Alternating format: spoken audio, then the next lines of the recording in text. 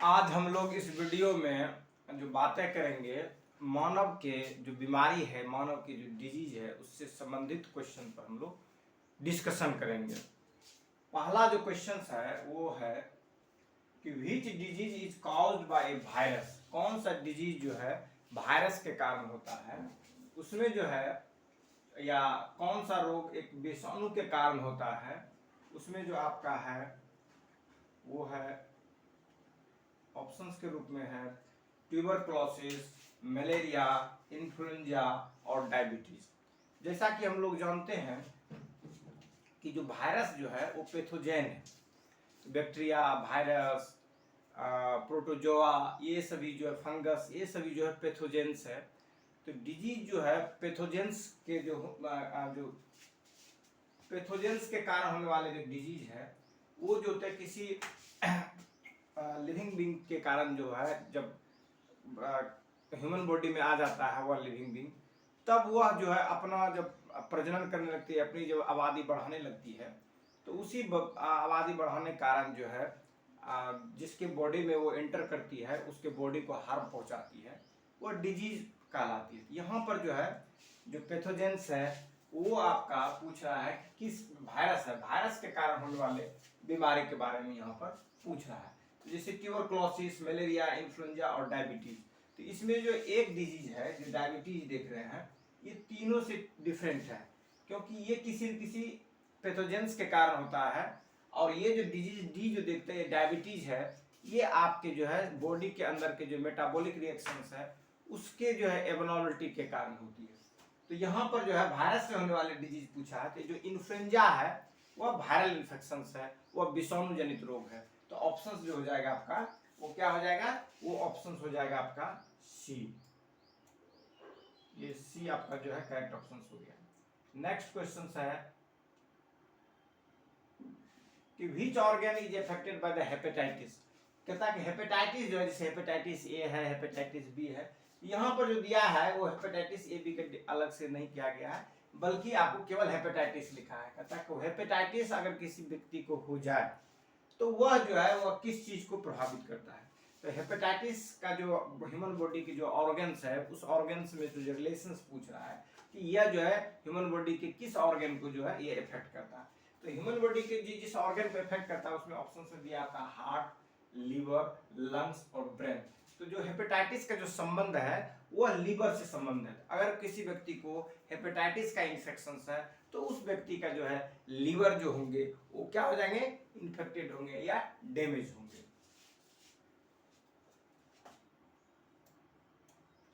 तो आंसर जो आपका हो गया, sorry,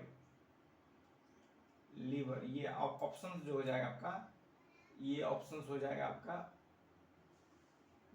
B is the correct option. ये गलती होगी आपका, ये जो है बी जो हो जाएगा लीवर हो जाएगा इसका सही ऑप्शन।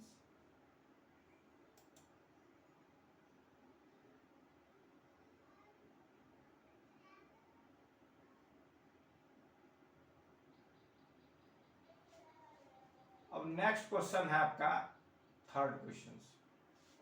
कहता है इसमें कि diabetes is related to the malfunction of which hormone. जो डायबिटीज है, कहता है कि वह जो है रिलेटेड है, मधुमेह किस हार्मोन की खराबी से होता है। तो जो डायबिटीज है वो हार्मोनल डिजीज है। जब हमारे बॉडी में इंसुलिन हार्मोन के सिक्रेशंस में जो मल फंक्शंस होता है, जो कि इंसुलिन हार्मोन का संबंध जो है हमारे जो है जो पेनक्रियाज है, पेनक्रियाज से है। तो जब पेनक्रियाज एबनॉर्मल बिहेव करने लगता है तब जो है डायबिटीज नाम की एक बीमारी हम लोगों को होती है। तो डायबिटीज जो है वह किसके मल फंक्शन, किस हार्मोन के मल फंक्शन के कारण है, तो वह जो है इंसुलिन के मल फंक्शन के कारण जो है डायबिटीज नाम की बीमारी होती है। तो ऑप्शन आपका क्या हो जाएगा, A is the correct option. Next question आपका जो है, अगला जो क्वेश्चन है वो ये है कि which disease is caused by bacteria. मतलब कौन सी जो बीमारी है बैक्टीरिया के कारण होता है। तो इसमें जो दिया गया है कि कौन सी बीमारी बैक्टीरिया के कारण, तो HIV है, कोलरा है, मीजल्स है, पोलियो है। जैसा कि जानते हैं कि HIV जो है वह क्या है, ह्यूमन इम्यूनलेस वायरस है। तो ये जो है ये तो वायरल इन्फेक्शन है। दूसरा जो आप देख रहे हैं कोलरा, कोलरा जो है यह क्या है, यह जो है बैक्टीरियल इन्फेक्शन है।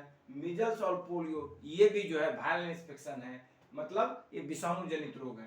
तो ए, सी और डी ये तीनों जो है वायरल इन्फेक्शन है, बल्कि बी जो है वो क्या है, वो जो है आपका बैक्टीरियल इन्फेक्शन। तो आंसर क्या हो जाएगा आपका, ये जो आंसर हो जाएगा आपका जो बी होंगे वो करेक्ट ऑप्शन होंगे। नेक्स्ट क्वेश्चन है आपका, कहता है which of this disease is non communicable. कहता है इनमें से कौन सा जो रोग है संचारी रोग नहीं है।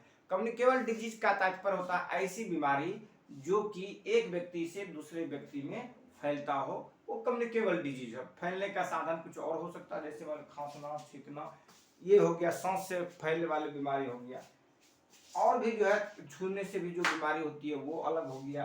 तो वायरस या बैक्टीरिया जब एक बॉडी से दूसरे बॉडी में ट्रांसमिट होता हो किसी न किसी माध्यम से, उसको कहते हैं हम लोग कम्युनिकेबल डिजीज कहते हैं। और नॉन कम्युनिकेबल डिजीज जब एक व्यक्ति से दूसरे व्यक्ति में नहीं फैलता हो तो उसको कहते हैं नॉन कम्युनिकेबल डिजीज कहते हैं। तो which of this disease is non communicable, इनमें से कौन सा रोग संचारी नहीं है। तो हाइपरटेंशन, उसके बाद दिया है टाइफाइड, उसके बाद दिया है ट्यूबरक्लोसिस, उसके बाद दिया चिकन पॉक्स। जो हाइपरटेंशन होता है यह जो है हमारे शरीर के में अंदर शरीर में जो होता है यह एक पैथोजेंस के कारण नहीं होता है। जब पैथोजेंस के कारण नहीं होता है तो वो डिजीज एक दूसरे में फैलेगा भी नहीं। जो डिजीज एक दूसरे में फैलता है वो पैथोजेंस के कारण फैलता है कि एक से पैथोजेन दूसरे में चला जाएगा, दूसरे से तीसरे में पैथोजेन चला जाता है, तो उसको हम लोग कहते हैं कम्युनिकेबल डिजीज कहते हैं। नॉन कम्युनिकेबल डिजीज जनरली जो होते हैं वैसे डिजीज होते हैं जो कि मेटाबॉलिक रिएक्शंस के द्वारा बॉडी के अंदर में या उसके एबनॉर्मलिटी के कारण जो पैदा होता है वह जो होता है नॉन कम्युनिकेबल डिजीज होता है। तो जो हाइपरटेंशन है वह जो है हमारे बॉडी के मेटाबॉलिक रिएक्शन से जुड़ा हुआ है। हमारी जो बीपी है वह जब बढ़ जाती है तो बढ़ने के कारण जो है हाइपरटेंशन होता है। और जब हमारा बीपी कम होता है तो उसको कहता है हाइपोटेंशन। जो यहाँ लिखा है हाइपर, HYP या हाइपर, उसके जगह पर हाइपो लिखेगा जब बीपी लो की सिचुएशन बनता हो। अब बीपी हाई की जब सिचुएशन बनता है तो उसको हम लोग कहते हैं हाइपरटेंशन। तो ये जो which of this disease is non communicable, तो जो हाइपरटेंशन है वो नॉन कम्युनिकेबल डिजीज है। टाइफाइड, ट्यूबरक्लोसिस और चिकन पॉक्स ये जो है कम्युनिकेबल डिजीज है, एक व्यक्ति से दूसरे व्यक्ति में फैलता है।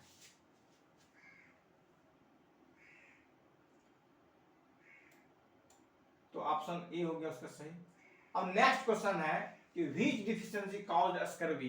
कौन सा जो है डिजीज की डिफिशिएंसी के कारण जो है स्कर्वी नाम की बीमारी होती है।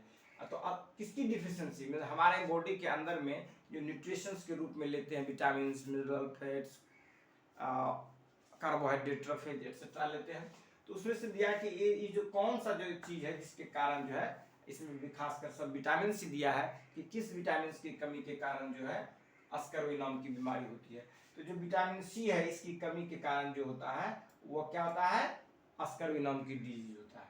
तो आंसर क्या हो जाएगा आपका, सी हो जाएगा। अब कहता है 7 और question, which of mosquitoes spreads malaria. कौन सा जो मॉस्किटोज है जो कि मलेरिया को फैलाने में जो है मदद करता है। मतलब ऐसा मॉस्किटोज का नाम बताना है जिस मॉस्किटोज से मलेरिया नाम की डिजीज एक व्यक्ति से दूसरे व्यक्ति में फैलती है।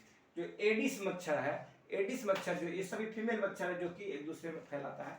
तो एडिस मच्छर जो है ये जो फैलाता है बीमारी उसका नाम है, आप जानते ही होंगे, बहुत ये कॉमन डिजीज हो गया अब ये भी। एडिस मच्छर के कारण जो है क्या होता है कि जो डेंगू नाम की जो बीमारी होती है वो एक व्यक्ति से दूसरे व्यक्ति में फैलता है। उसका नेक्स्ट जो है वो है B, Culex.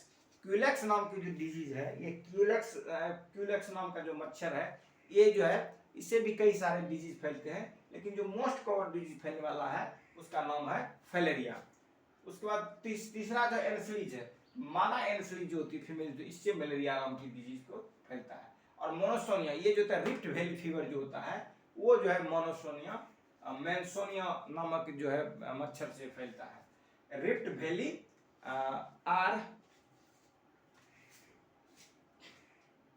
Rift valley fever, जो रिफ्ट वैली फीवर है ये RVF RVF जो है यह जो फैलता है किसके द्वारा फैलता है, इसको रिफ्ट वैली फीवर कहते हैं, यह मॉनसूनियम के द्वारा फैलता है। तो ये जो देख रहे हैं ये सभी मच्छर है, इससे जो फैलने वाले डिजीज है उसी के बारे में पूछा है। तो मलेरिया के बारे में पूछा है, तो फीमेल एनोफिलीज से मलेरिया नाम की डिजीज जो है एक व्यक्ति से दूसरे व्यक्ति में फैलता है। नेक्स्ट क्वेश्चन जो है आपका कहता है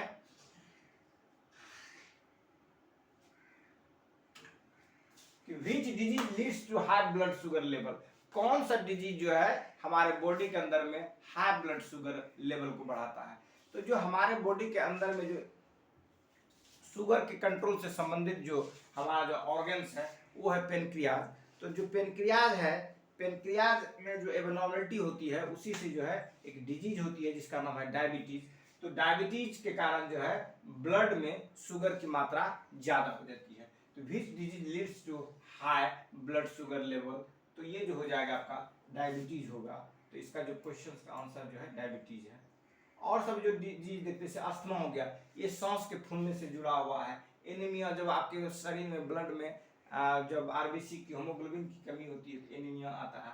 आर्थराइटिस, ये दर्द करता है, पेन करता है आपके जॉइंट पर, ये आर्थराइटिस है। नेक्स्ट क्वेश्चन जो है वो है which organ is affected by pneumonia, कौन सा ऑर्गन जो है निमोनिया से अफेक्टेड होता है।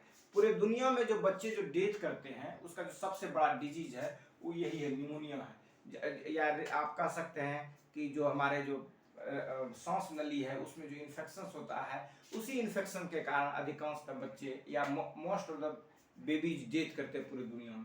तो which organ is affected by pneumonia, pneumonia के द्वारा कौन सा जो है ऑर्गन अफेक्टेड होता है। तो निमोनिया के द्वारा जो अफेक्टेड होने वाले ऑर्गन्स है वो क्या है, वो है आपका लंग्स। लंग्स में जो है इन्फेक्शन के कारण जो उसके अंदर में एल्वेली होता है, तो एल्वेली के जो पोर्स होते हैं उसके जो छेद होते हैं छोटे छोटे, जिससे कि ऑक्सीजन का सकिंग होता है उसको इफेक्ट करता है, जिससे कि बच्चे की ब्रीदिंग लेने में, सांस लेने में दिक्कत होती है और जान चला जाता है। तो ये ऑप्शन आपका क्या हो गया, ऑप्शन बी जो हो गया करेक्ट ऑप्शन हो गया इसका।